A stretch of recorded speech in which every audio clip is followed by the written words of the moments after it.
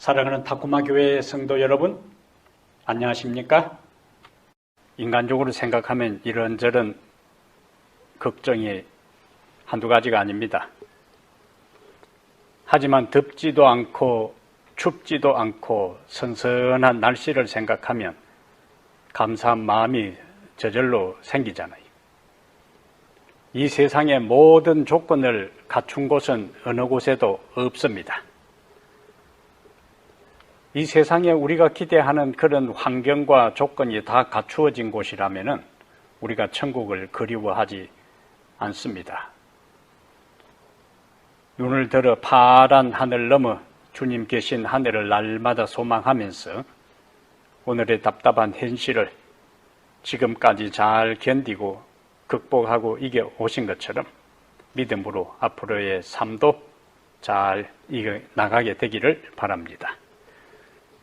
지나가는 시간까지 우리가 에스더서를 자세히 공부를 했습니다. 이제 오늘부터 우리가 스가랴서를 공부를 할 텐데요. 스가랴서 본문으로 바로 들어가기 전에 역사적 배경을 좀 살펴보겠습니다. 그 배경을 알아야 스가랴서 매 장에 펼쳐지는 스토리들이 좀 더 명확하고 분명하게 또 실감나게 이해할 수가 있어요. 배경을 제대로 이해하는 것은 본문을 분명하게 이해하는 데 큰 도움이 됩니다. 오늘은 스가랴서의 역사적 배경을 이제 살펴볼 텐데 우선 오늘은 유다 왕국의 최후의 시간들에 대해서 좀 살펴보겠습니다. 그래서 오늘 우리가 함께 나눌 주제는 유다 왕국의 최후의 시간들, 유다 왕국의 최후의 시간들, 이런 제목으로 함께 말씀을 살펴보겠습니다. 자, 우선 말씀을 역대하 36장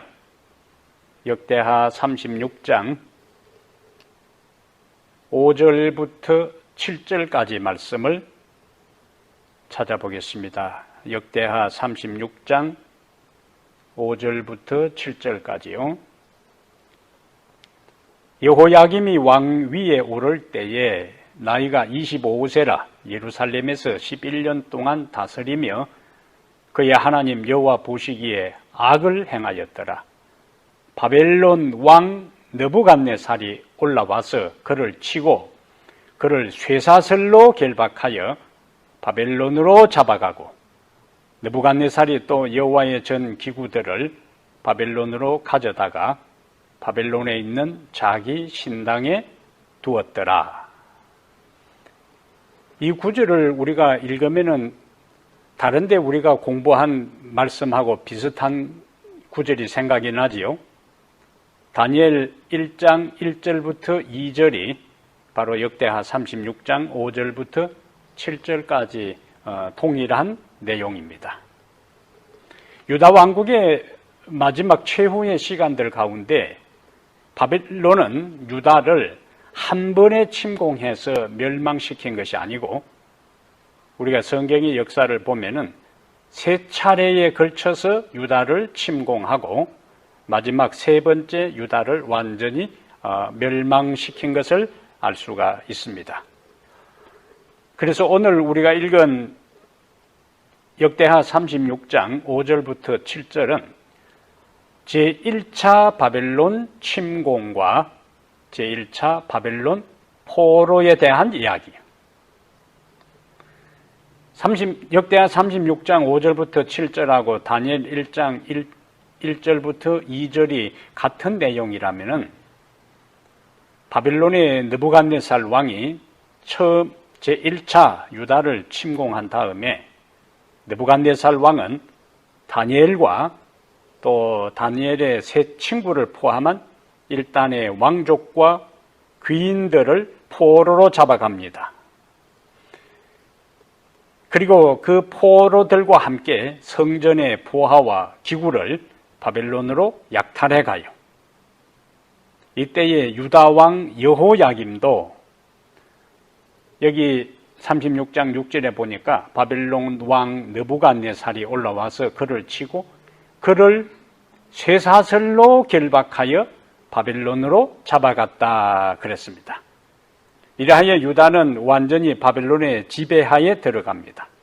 그리고 여호야김과 다니엘과 다니엘의 세 친구들, 그리고 왕족과 귀인들, 그리고 성소의 보화와 기구들이 바벨론으로 가게 돼요. 이것이 바로 다니엘 1장의 배경이며 이러한 사건이 일어난 것은 기원전 605년에 일어났습니다. 이것을 바벨론의 1차 침공과 제1차 바벨론 포로라 그렇게 합니다. 1차가 있었으니까 또 2차가 있잖아요. 여호야김의 뒤를 이어서 누가 왕이 되냐면은 여기 역대하 36장 8절에 여호야김의 남은 사적과 그가 행한 모든 가정한 일과 그에게 발견된 악행이 이스라엘과 유다 열왕기에 기록되니라. 그의 아들 여호야긴이 여호야긴이 대신하여 왕이 되니라 그랬어요.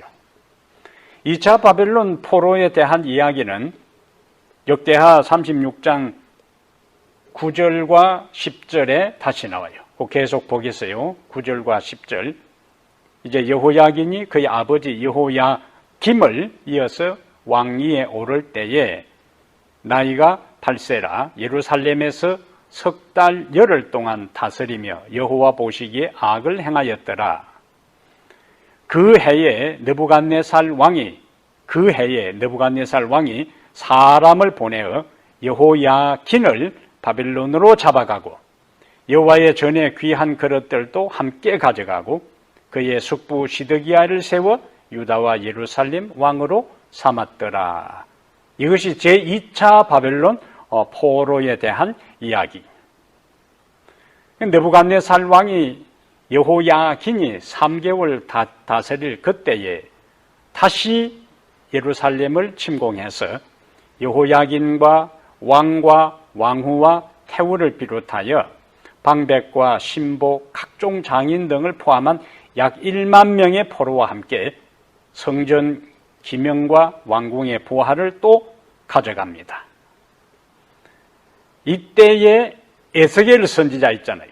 에스겔 선지자는 제2차 포로 바벨론 침공에 의해서 제2차 바벨론 포로로 잡혀갈 그때에 에스겔 선지자가 포함되어 잡혀갑니다.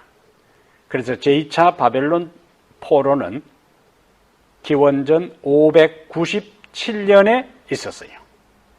에스겔은 에스겔 1장 1절부터 3절에 이 사실을 기록하고 있습니다. 그러면 이미 다니엘은 1차 포로 때 잡혀갔고 에스겔은 2차 포로 때 잡혀갑니다. 그러면 이 동시대에 가장 유명한 선지자들이 3명이 등장하는데 다니엘이 등장하고 에스겔이 등장하고 그 다음에 유다 본토에 남아있는 에레미야 세 선지자가 동시에 등장합니다. 하나님께서 다니엘은 왕궁 권력자의 가장 가까운 곳에 다니엘을 파견해서 그곳에서 영향력을 행사하게 하고 에스겔은 바벨론의 포로로 잡혀간 사람들 가운데서 하나님의 기별을 전하게 합니다. 그리고 에레미야는 바벨론의 포로로 잡혀가지 않고 남아있는 유다에 남아있는 하나님의 백성들에게 하나님의 뜻을 전달해요. 여기에 입체적으로 하나님께서 왕궁과 바벨론 포로로 잡혀간 사람들과 그리고 유다에 남아있는 사람들에게 똑같이 중요한 선자를 파견해서 그들을 다시 회복시키기 위해서 계획을 세우는 하나님의 모습을 볼 수가 있습니다. 2차 바벨론 포로의 여호야긴이 포로로 이제 잡혀갔지만은 그의 신분이 비록 포로라 할지라도 포로 초기에 바벨론 사람들은 유다의 합법적인 왕으로 여호야긴을 인정을 했어요. 그리고는 느부갓네살이 죽고 난 다음에 그의 아들 에윌 머로닥이라는 왕이 바벨론의 왕이 되는데 여호야긴 왕을 바벨론 포로 생활 37년 만에 석방합니다. 여호야긴은 바벨론에 있는 동안에 아들을 낳는데 그 아들이 스알디엘이라 하는 아들을 낳아요. 그것이 역대상 3장 17절부터 18절에 여호야긴이 바벨론의 포로로 37년 가 있는 동안에 낳은 아들의 리스트가 있습니다. 그 중에 스알디엘이 나오는데 왜 스알디엘을 이 장자를 제가 언급하냐면은 바벨론에서 1차 석방령이 내렸을 때에 그 귀한 자들을 이끈 지도자가 누구냐? 스룹바벨입니다. 이 스룹바벨이 바로 스알디엘의 아들이니까 바벨론으로 2차 포로 때 잡혀간 여호야긴의 손자가 바로 스룹바벨이 돼요. 그리고 이 스룹바벨은 다윗의 후손이기 때문에 마태복음 1장 12절에 보면은 예수님의 계보 가운데 이름을 올립니다. 이것이 이제 2차 바벨론 포로요. 그 다음에 세 번째가 다시 나오는데 세 번째는 예루살렘의 3차 느부갓네살이 예루살렘을 3차 공격하고 그리고 유다인들을 세 번째 포로로 잡아가는 사건이 다시 일어나게 됩니다.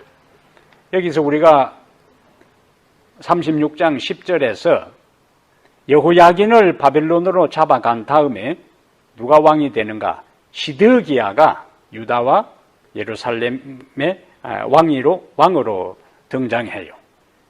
처음 몇 년간 시드기야는 바벨론에 충성을 합니다. 친바벨론 정책을 펼치면서 충성을 해요. 그리고 느부갓네살에게 사절도 파견하고 예레미야 29장 3절부터 7절에 그러한 기록이 남아 있습니다. 그리고 그 시드기야 자신도 바벨론을 친히 방문하기도 해요.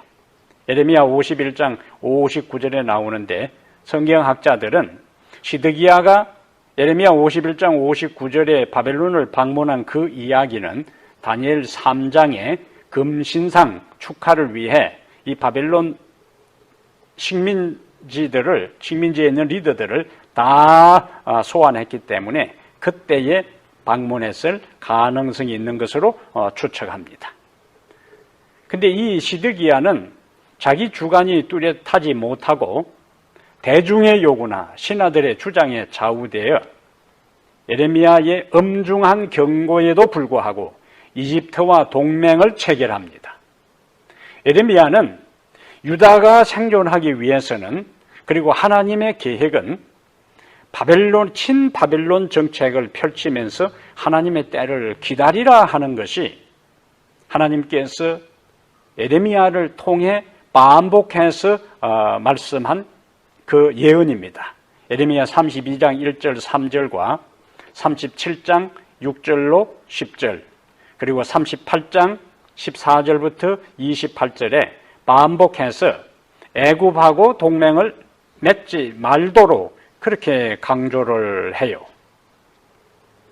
이미 애굽은 당시에 지는 태양이었고 바벨론은 신흥 강국이었습니다.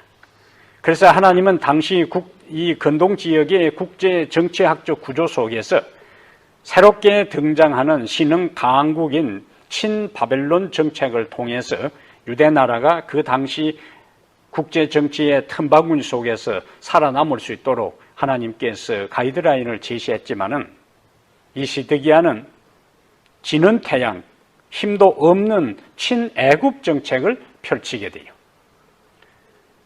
그러면서 당시 유대 지역 주변에 있는 베니게와 모압, 에돔, 암몬 등이 동맹해서 신흥 강국 바벨론에 대항하려고 할 때에 시드기야 유다 왕국도 그 새로운 동맹 체계에 가담하도록 요청을 해요. 시드기야는 동참을 수락하고 그리고는 지금 친애굽 정책을 펼치고 있으니까 애굽 왕에게 기병과 보병을 요청하게 됩니다.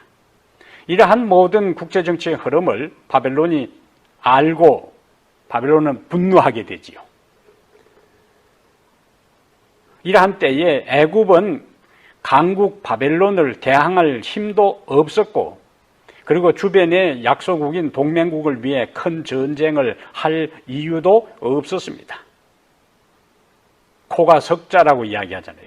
자기 코가 석자라고 한 것처럼 애굽은 그 당시에 이미 기울어지는 제국이기 때문에 자기 나라를 하나 제대로 외적의 침입으로부터 지키는 것도 쉽지 않은 상황이었습니다. 바벨론의 느부갓네살 왕은 시드기야의 반역이 분명해지자 친바벨론 정책 대신에 친애굽 정책을 펼치는 이 시드기야를 보고 이번에는 유다를 완전히 멸망시켜버리기로 작정합니다. 그래서 기원전 588년에 마침내 예루살렘의 포위가 시작되어 30개월에 걸쳐 완전히 예루살렘을 목을 조아 숨통을 조여 들어가는 그런 전략을 펼쳐요. 애굽의 군대가 이 바빌론하고 일대 대결을 벌이기 위해서 자기 동맹국인 유다를 돕기 위해서 오기는 옵니다. 유다 남쪽까지 왔다가 느부갓네살이 그쪽으로 방어군을 보내자 자신의 병력을 희생시키기를 원치 않고 이집트군은 바로 병력을 철수시켜 버려요. 처음에 애굽의 군대가 도우러 온다는 소식을 듣고 유다 사람들은 사기가 충천했지만은 그러한 백성들의 모습 속에서도 에레미야는 반복해서 이야기해요. 그들이 구원하지 못하고 물러갈 것이라고 하나님의 기별을 전합니다. 에레미야 37장 5절부터 11절이에요. 이러한 모습들은 에레미야는 반복해서 친바벨론 정책을 펼치고 바벨론에 항복하라고 피를 토하듯 왕에게 간언하지만은 왕은 바벨론에 포위당한 상황에서도 고등 기별을 전하는 에레미야를 시비의 뜰에 가둬버려요. 에레미야 37장 11절부터 21절에 그 기록이 남아 있습니다. 바벨론은 단기전으로 유다 나라를 멸망시킬 수 있었지만은 다시는 반역을 하지 못하도록 서서히 철저하게 숨통을 끊어갔어요. 결국에 예루살렘 성 안에 양식이 다 동이 나서 서로 여인들이 아이들을 잡아먹고 그러다가 더 이상 버티지 못하고 586년에 예루살렘 성이 완전히 붕괴되고 그리고 바벨론 군사들에 의해서 성전과 궁전과 가옥들이 완전히 초토화됩니다. 그래서 그때까지 남아있던 수많은 유대인들이 바벨론으로 포로로 잡혀가고 그리고 그 포로에 잡히지 아니한 남은 유대인들이 해외로 이주하기 시작하는데 눈물의 디아스포라, 유대인들이 외국으로 나가 사는 사람들을 디아스포라라 하잖아요. 우리 한국 사람들은 교포라 그러고 중국 사람들은 화교라 그런 것처럼 유대인들은 디아스포라라 하는데 그때의 최초의 디아스포라 유대인들이 전 세계로 흩어지는 일들이 일어나기 시작합니다. 많은 유대인들이 친애굽 정책을 썼으니까 어디로 이주하냐면은 애굽으로 이주해서 유대인 공동체를 형성합니다. 아이러니예요. 오래전에는 자유를 찾아 애굽을 탈출했던 사람들이 나라가 망하여 다시 애굽으로 돌아간 거예요. 이렇게 해서 400년 역사의 유대 왕국은 완전히 망하고 맙니다. 예루살렘이 바빌론 군대에 의해서 완전히 포위당해 있을 때에 혼란한 틈을 타서 유다의 마지막 왕 시드기야는 혼자 살기 위해서 도망가요. 그러다가 추격한 느부갓네살 군사들에게 체포되어 다시 느부갓네살 왕 앞에 끌려옵니다. 느부갓네살의 군사들은 이 시드기야의 아들들을 그의 아버지가 보는 앞에서 하나씩 죽여나가요. 유다 왕가의 계승자들을 완전히 죽여 왕조를 철저하게 제거하기 위한 것이었습니다. 이러한 참으로 처참하고 고통스러운 상황에 더 이상 선지자의 권면은 들리지 않았어요. 그리고는 시드기야 왕의 무릎을 꿇게 하고 느부갓네살은 그리고 그 혀에다가 새 갈고리를 꽂아서 그리고는 줄을 당겨서 그 느부갓네살 앞에 무릎을 꿇고 있는 시드기야의 고개를 들게 합니다.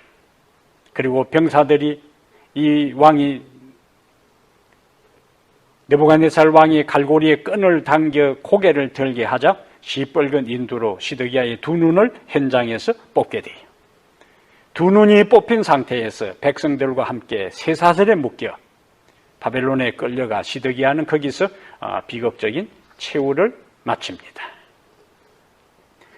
두 눈이 뽑힌 상태에서 쇠사슬에 묶여 바벨론으로 걸어서 끌려갈 때에 시드기야의 눈앞에 무엇이 아른거렸을까요?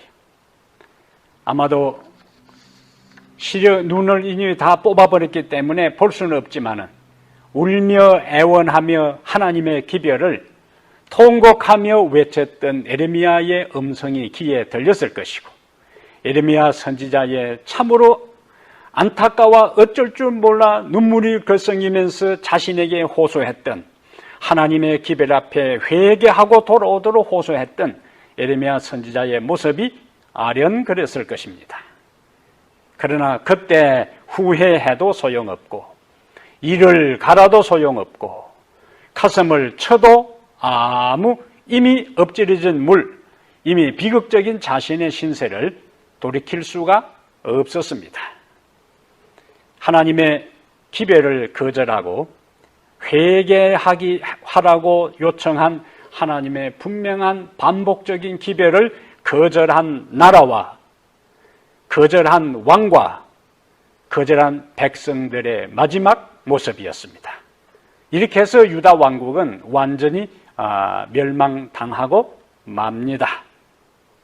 그러나 하나님의 계획은 바벨론의 왕궁에 다니엘을 파견하고 바벨론에 살고 있는 포로 백성들 가운데 에스겔을 파견하고 남아있는 유대 소수에 남아있는 그 사람들에게 에레미야를 둔 이유는 그들을 다시 언젠가는 하나님의 시간표에 의해서 회복시키기 위한 계획이 있었습니다. 바벨론의 포로로 잡혀가서 영원히 그들이 바벨론에 가 있는 게 아니라 포로로 잡혀가 있는 기간이 있었어요. 예레미야 25장 보겠습니다. 예레미야 25장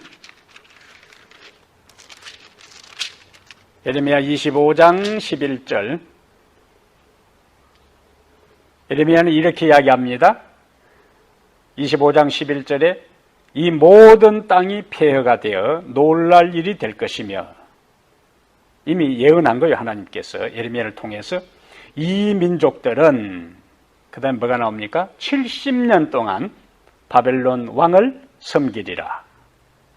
여호와의 말씀이니라.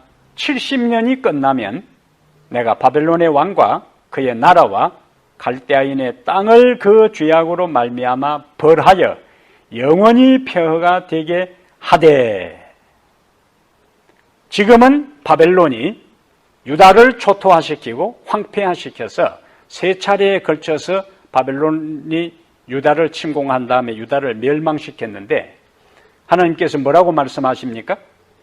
바벨론의 포로로 잡혀간 유다인들이 70년 동안 바벨론 왕을 섬기는 생활을 하다가 하나님께서 70년이 끝날 그 즈음에 바벨론 왕과 그의 나라와 갈대아인의 땅을 하나님께서 벌하여 폐허가 되게 하리라. 여기에 이미 바벨론 나라의 멸망에 대한 이야기를 예레미야는 유다 왕국의 멸망에 대한 이야기를 했고 이제는 그 유다 나라를 멸망시킨 바벨론 나라의 멸망을 지금 이야기하고 있어요. 하나님의 말씀에 대한 위대한 능력입니다. 예레미야의 이러한 예언대로 바벨론은 기원전 605년에 바벨론이 등장해서 그러다가 다니엘 5장에 나오는 것처럼 기원전 539년에 메데바샤 연합군에 의해 멸망당하고 맙니다. 이때 이제 다니엘이 등장하는 거예요. 자, 에레미야를 통해서 하나님께서 유대 민족이 몇 년 동안요? 70년 동안. 에레미야 25장 11절 12절과 또 29장 10절부터 14절에 70년 동안 포로 생활을 할 것이라고 하나님께서 에레미야를 통해서 미리 예언하셨어요. 그동안 제1차 바벨론 침공 때에 바벨론의 포로로 잡혀간 다니엘은 우리가 다니엘서를 연구하면서 배웠던 것처럼 바벨론 제국의 2인자, 총리가 되잖아요.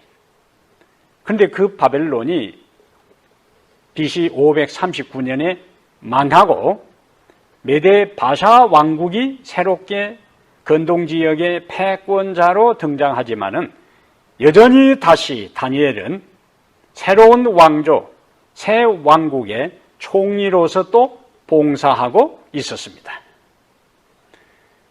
근데 우리가 다니엘 9장을 보면은 다니엘은 에레미야 선지자, 자기 동료 선지자가 예언한 것을 보면은 거의 지금 70년이 다 되어 가는데 메데바사 제국 내의 분위기를 보면은 이스라엘 백성을 고국으로 돌아가게 하는 변화가 전혀 없는 것을 깨닫게 됩니다.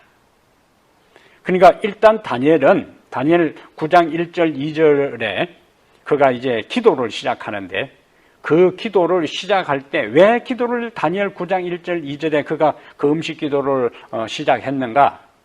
그가 에레미야 25장과 29장을 연구해 보니까 포로 생활이 70년에 마칠 것이고 바벨론이 망하고 나면은 고향으로 돌아갈 것이라고 했는데 바벨론은 망하고 새로운 제국이 등장해도 자기 민족이 고국으로 돌아갈 가능성이 보이지 않게 되니까 다니엘이 그 일을 위해서 하나님께 기도하기 시작했다는 거예요.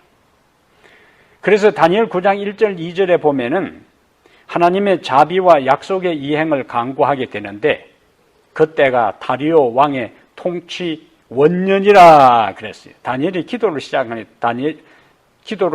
것이 다리오 왕의 통치 원년인데 그것은 역사적으로 BC 538년이 됩니다.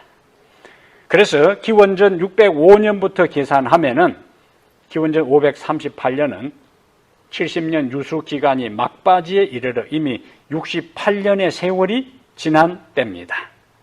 그런데 고국의 성전은 회복될 기미는 보이지 않고 주권도 회복되지 않고 잃고 있잖아요. 다니엘은 이때 에레미야서를 연구한 그 결과를 가지고 하나님 앞에 회개와 순종을 전제로 하는 조건적 예언임을 깨닫고 자신의 죄와 동족의 죄를 참회하면서 70년 포로 기간 하나님이 예언된 그 기간 안에 당신의 자비를 베풀어 달라고 기도한 것이 다니엘 9장의 다니엘의 기도의 배경이 되는 거예요. 자, 기원전 538년, BC 538년에 다니엘이 자기 동료 에레미야의 예언을 기초해서 하나님께 이제 기도하기 시작했는데 그 다음 해 드디어 하나님의 약속이 성취됩니다. 제1차 포로 석방령이 내려요. 그것이 기원전 537년입니다. 하나님께서는 이사야 선지자를 통해 고레스가 태어나기 전에 고레스가 어떤 일들을 할 것인가, 고레스가 태어나기 약 150년 전에 이사야 선지자를 통해서 고레스가 할 사명에 대한 것을 예언을 했어요. 이사야 44장 28절에 보면은 고레스에 대하여는 이르기를 내 목자라 그가 나의 모든 기쁨을 성취하리라 하며 예루살렘에 대하여는 이르기를 중건되리라 하며 성전에 대하여는 기초가 놓여지리라 하는지라.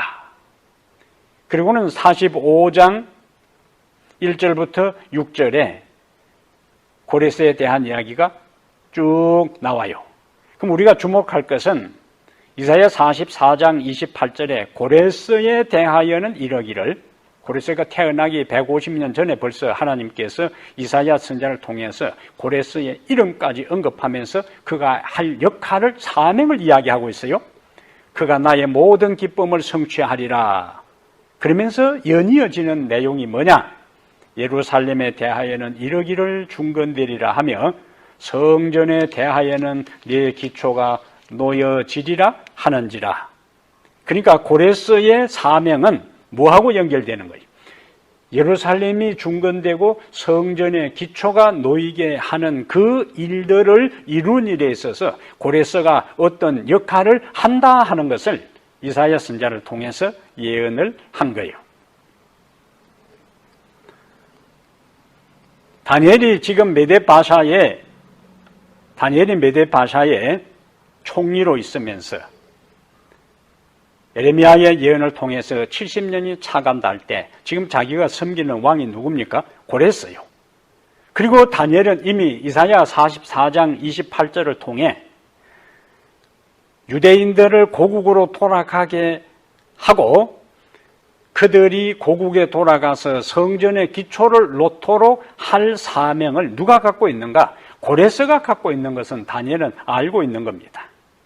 그래서 다니엘은 이사야 44장 28절을 이미 에레미야 선지자 예언을 통해서 70년이 다 차가고 있는 시점이기 때문에 이사야 44장 28절을 가지고 고레스에게 하나님께서 당신을 150년 전에 나의 선배 선지자인 이사야를 통해서 당신이 해야 할 사명을 이렇게 기록해 놓았다. 아마 다니엘은 두루마리 성경을 고레스 왕 앞에 펼치고 하나님께서 이사야를 통해서 예언된 그 일과 고레스의 사명에 대한 것들을 지금 설명했을 거예요. 그런데 이미 고레스가 아무리 다니엘이 선지자를 할지라도 그가 열심히 설명해도 선입관이 잘못되어 있으면 받아들이지 않을 텐데, 고레스는 고레스의 선왕인 다리오 왕 때에, 고레스 앞에 다리오가 첫 번째 왕이잖아요. 왕 때에 있었던 사자굴 사건을 통해 초자연적인 방법으로 하나님께서 다니엘이 섬기는 하나님에 의해서 다니엘이 기적적으로 사자굴에서 살아남았고, 다니엘을 제거하려고 했던 사람들이 오히려 다 사자의 밥이 되었다는 이야기들을 알고 있었어요. 그런데 그 다니엘이 자기에게 와가지고 자기가 섬기는 여호와 하나님이 이사야 선지자를 통해서 당신이 폐하가 할 일들을 이렇게 예언해 놓았다고 할 때에 깊은 감동을 받게 되는 겁니다. 그래서 이사야 선지자를 통해 예언한 자신의 사명에 대한 이야기를 다니엘에게 듣고 감동을 받아 유다인이 귀국하여 성전을 중건하도록 조서를 내렸는데, 그 조서가 에스라 1장 1절부터 4절의 내용이 되는 겁니다. 이것이 제1차 포로 석방령이에요. 이 조서에, 고레스의 조서에 감동을 받은 약 5만 5천 명의 사람들이 주변 사람들이 준 예물과 그리고 느부갓네살이 약탈해간 성전 기명들을 가지고 귀국길에 올라요. 고생을 마다하고 하나님의 전을 건축하기 원하는 사람들이었습니다. 이들이 에스라 1장 5절부터 11절에 이들이 성전을 건축하는 일들을 시도하게 돼요. 귀국할 때에 이들의 심정, 그들의 마음을 노래한 것이 뭐냐? 바로 시편 126편 1절로 3절이요. 그들이 고레스의 석방령에 따라 고국으로 돌아와서 무너진 하나님의 성전을 다시 기초를 세우고 재건하고 영적 공동체를 회복하기 위해서 기쁨에 겨워 돌아올 때에 그들이 불렀던 노래가 시편 126편이라는 말씀이에요. 시편 126편에 그때 그들의 심정들이 이렇게 돼 있어요. 126편에 여호와께서 시온의 포로를 돌려보내실 때에 우리는 꿈꾸는 것 같았도다. 그때에 우리 입에는 웃음이 가득하고 우리의 혀에는 찬양이 찼었도다. 그때에 문나라 가운데에서 말하기를 여호와께서 그들을 위하여 큰 일을 행하셨다 하였도다. 여호와께서 우리를 위하여 큰 일을 행하셨으니 우리는 기쁘도다. 이 시편 126편이 바로 고레스의 1차 석방령에 의해서 그들이 고국으로 돌아올 때에 불렀던 바로 그 찬양이에요. 그래서 고레스는 앞에서 우리가 봤던 다윗 왕의 후손인 여호야긴의 손자 스룹바벨을 총독으로 임명하고 대제사장 여호수아를 그의 보좌관으로 임명하고 그들을 유대 고국으로 돌아가게 합니다. 그리고 얼마 후에 성전 건축을 시작하게 돼요. 그것이 에스라 3장 8절부터 13절의 말씀이에요. 자, 에스라로 잠깐 가보겠습니다. 에스라, 여기서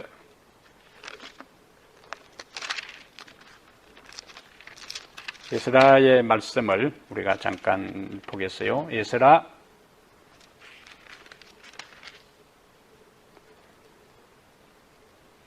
3장 8절부터 에스라 3장 8절부터 13절까지 예루살렘에 돌아온 제1차 석방령에 의해서 기원전 537년 1차 석방령에 의해서 고국에 돌아온 유대인들이 에스라 3장 8절부터 13절에 보면은 그들이 성전 건축을 시작해요. 성전 건축을 시작합니다. 근데 이제 스가랴서와 연결되는 장면이 이제 4장이에요. 에스라 4장에 4장 1절부터 보겠습니다. 사로잡혔던 자들의 자손이 이스라엘의 하나님 여호와의 성전, 그러니까 바빌론의 포로로 잡혀갔던 후손들이 이스라엘의 하나님 여호와의 성전을 건축한다 함을 유다와 베냐민의 대적이 듣고, 유대에 남아있는 사람들입니다. 그들의 정체가 누구냐 조금 말씀드리겠어요. 스룹바벨 등장하지요. 족장들에게 나와 이르되 우리도 너희와 함께 건축하게 하라. 우리도 너희 같이 너희 하나님을 찾노라. 아수르 왕 에살핫돈이 우리를 이리로 오게 한 날부터 우리가 하나님께 제사를 드리노라. 이스라엘 백성이 돌아와서 성전 건축을 시작하자 본토에 살고 있던 이 유대인의 대적이라 그랬어요. 유대와 베냐민의 대적, 이들이 누구냐? 바로 사마리아 사람들입니다. 그들이 성전 건축에 협력하겠다고 나와요. 이스라엘 백성들은 거절합니다. 3절에 보면은 스룹바벨과 예수아와 기타 이스라엘 족장들이 이르되 우리 하나님의 성전을 건축하는데 너희는 우리와 상관이 없느니라. 바사왕 고레스가 우리에게 명령하신 대로 우리가 이스라엘의 하나님 여호와를 위하여 홀로 건축하리라. 그들을 제안을 받아들이지 않아요. 왜냐하면 이들은 북방 이스라엘이 아수리에 의해서 멸망당한 후 아수리아 지역에서 온 이주민과 사마리아와 갈릴리 지역에 남아있던 열지파 사이에 자폰을 통하여 태어난 호넬 족속들이었어요. 열왕기하 17장 24절부터 41절에 이러한 배경을 정확하게 알 수가 있습니다. 열왕기하 17장 24절부터 41절에 보면은 여기 유다와 베냐민의 대적, 그리고 유다인들이 그들의 제안을 거절한 이들이 누구인가에 대한 정체성이 나오는데 바로 요한복음 4장의 사마리아 사람들이 여기에 해당됩니다. 그럼 왜 유대인들이 이들의 제안을 거절했을까요? 우리 함께 협력해서 성전 지읍시다 하는데 왜 거절했을까? 이들은 기존 자신들의 종교와 각 나라에서 아수리아가 정책적으로 그들을 이주시켰어요. 그러니까 그들이 원래 다른 나라에 있으면서 섬겼던 우상이 있습니다. 그리고 이스라엘 사람들이 섬겼던 우상, 또 하나님, 완전히 가나안 종교하고 혼합 종교를 섬기는 사람들이었어요. 참 하나님을 외형적으로 섬긴다고 여기 말은 했지만은 사실은 우상 숭배하는 대로 기울어진 뒤죽박죽된 혼합 종교를 섬기는 사람들이었어요. 유대인들이 왜 거절했는가? 성전이 파괴된 이유, 포로로 잡혀간 이유, 그 이유가 뭐냐? 이방 신앙과 타협이요, 우상 숭배의 결과요. 그런데 그들이 하나님의 섭리로 이제 바벨론 70년 포로 생활을 마치고 갓 돌아와서 다시 그들이 영적 공동체를 회복하고 무너진 우상 숭배 때문에 파괴된 그 성전을 지금 중건하고 있는데 어떻게 우상 숭배하는 사람들과 함께 그 일을 할 수 있느냐 하는 것입니다. 귀환한 사람들은 성전 건축을 시작한 때에 이들이 제공하는 도움을 받아들이는 것, 협력하는 것이 외형적으로는 유리해 보였지만은 선자왕 507페이지에 보면은 그러나 유대의 지도자들이 이 도움의 제의를 받아들였다면 우상숭배가 들어올 문을 열었을 것이다. 그렇게 기록하고 있습니다. 우리는 시험의 첫걸음에서 돌아서야 돼. 이미 하나님은 모세를 통해 이방 민족과 언약을 맺지 말도록 여러 곳에 경고하셨습니다. 신명기 7장 2절부터 4절과 14장 2절에 이방 민족과 언약을 맺지 말도록 경고하셨고, 만약에 이방 민족과 경고를 무시하고 언약을 맺을 때에 어떤 결과를 초래할 것인가? 그것이 신명기 28장 64절부터 67절에 나와요.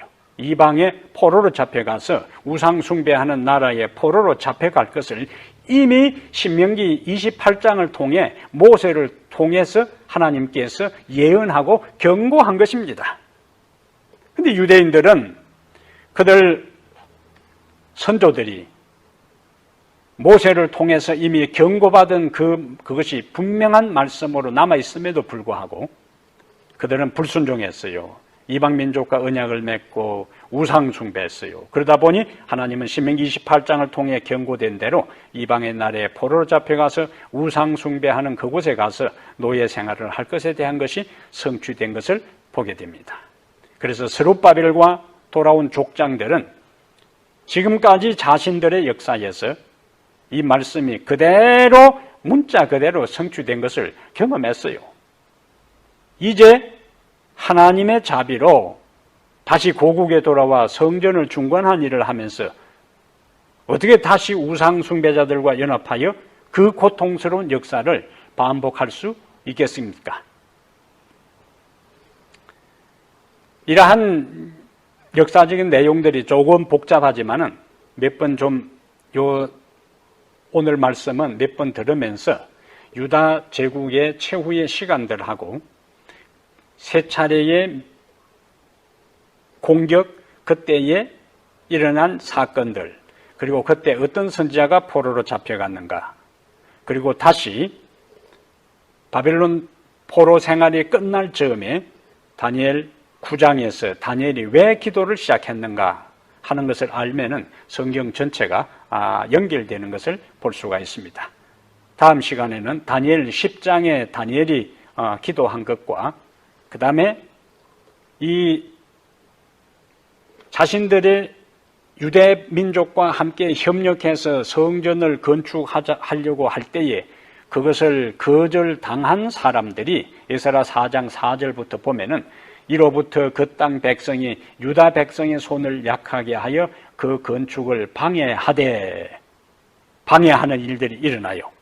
이 방해하는 일들 속에서 성전 건축이 중단되고 그러면서 다시 그 상황을 안 다니엘이 다니엘 10장에서 또다시 성전 건축이 시작되기 전에 다니엘이 기도했고 9장에서 이제는 성전 건축이 진행되다가 유다 왕국 안의 사정과 메데바샤 제국 안의 사정들이 여러 가지 요소들이 겹쳐서 하나님의 성전 건축이 중단될 그때에 다니엘은 다시 하나님 앞에 기도 카드를 꺼내고 기도하는 것이 다니엘 10장의 이야기예요. 그 이후에 전개되는 것이 이제 학개와 스가랴 선지자의 등장입니다. 이러한 흐름을 알고 이제 우리가 스가랴 본문으로 들어가야 그 하나하나에 펼쳐지는 8번에 걸친 이상들, 비전이 어떤 의미가 있는가 하는 것을 우리가 명확하게 이해할 수가 있습니다. 다음 시간에 이제 그 배경을 한 번 더 말씀을 드리겠습니다. 우리 모두는 역사적 존재예요. 유다는 그냥 멸망한 게 아니고 하나님의 경고를 반복해서 모세를 통해 이미 경고한 것을 그들이 거부했어요. 우상 숭배에 빠졌습니다. 그리고 하나님의 언약을 깨뜨리고 그들이 범죄의 길로 갔을 때에 결국에 70년 동안 그들이 고난의 세월을 보냅니다. 그러나 하나님은 그들을 포기하지 아니하고 이미 에레미야 선지자를 통해 말씀하신 대로 70년이 찰 때에 그들을 귀국시켜서 성전을 건축하게 하여, 그러나 하나님의 말씀에 기초해서, 예언에 기초해서 성전을 건축하지만은 우리가 다음 시간에 보는 것처럼 방해와 문제들이, 고난과 시련들이 일어나게 됩니다. 그것은 우리가 하나님의 말씀을 따라 사는다 할지라도, 순종하는 길이라 할지라도 언제나 평탄한 것이 아니라 장애물이 생기고 문제는 일어날 수 있다는 거예요. 그러나 하나님은 그때그때마다 선자를 통해서, 말씀을 통해서 그 위기를 극복하게 하고 주변의 모든 어려웠던 상황들을 하나님께서 정리해서 결국에 당신의 뜻이 성취되도록 역사를 움직여 가십니다.